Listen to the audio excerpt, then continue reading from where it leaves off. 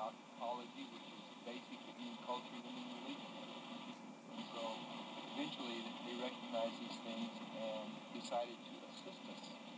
So they brought hay down, they brought a couple of big trailers to put our horses in if it rains, and it's rained most of the day. But we're going to spend the night here, and a couple of us are fasting and praying. And so far, the fasting and praying has been successful.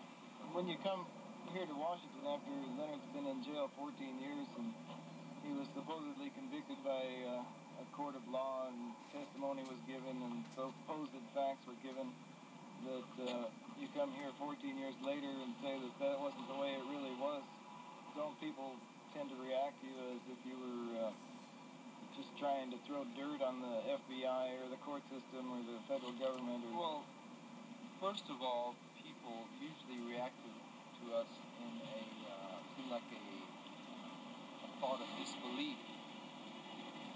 Then, once they start recognizing that we are speaking the truth, then they're puzzled as why Leonard is still in prison, why he hasn't received another trial.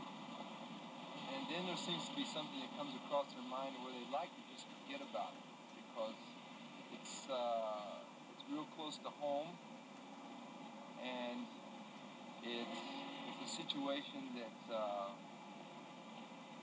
that everybody feels some sort of responsibility in it, and a lot of people would like to ignore that responsibility. But we try to remind them that aside from the fact that Leonard Peltier is a Native American, to us, it's a situation that's important to every American, because if his case is allowed to stand, then there's no true justice in America for anybody unless you have a lot of money or a lot of political power, and then that isn't justice. That's just buying your way out or buying your way in. You find most other Native Americans agree with this? Yes. There is not a Native American in this country that is not aware of the injustice that takes place toward Indian people on a daily, regular basis, because all of the treaties are being violated in some form, some fashion, to some degree. There's been a lot of misconceptions cleared up about ourselves, the Leonard Peltier Defense Committee, Leonard Peltier, and the American Indian Movement. There's all sorts of examples, the ultimate in protest. There are even laws in our government, I say our government, the United States government, that refer to demonstration, that it's a right, it's a responsibility, that revolution isn't a bad word. Revolution refers to something you're traveling in a circle. If things get too far away from freedom and justice, then they should complete that revolution and come back to it.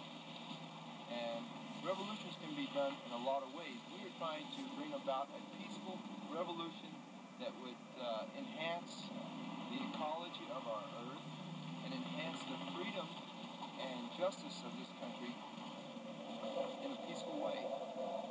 That's why we're riding these horses, because it gets the attention of people in a peaceful way, and while we have their attention, we talk to them and try to wake them up and stir their thinking in a peaceful way.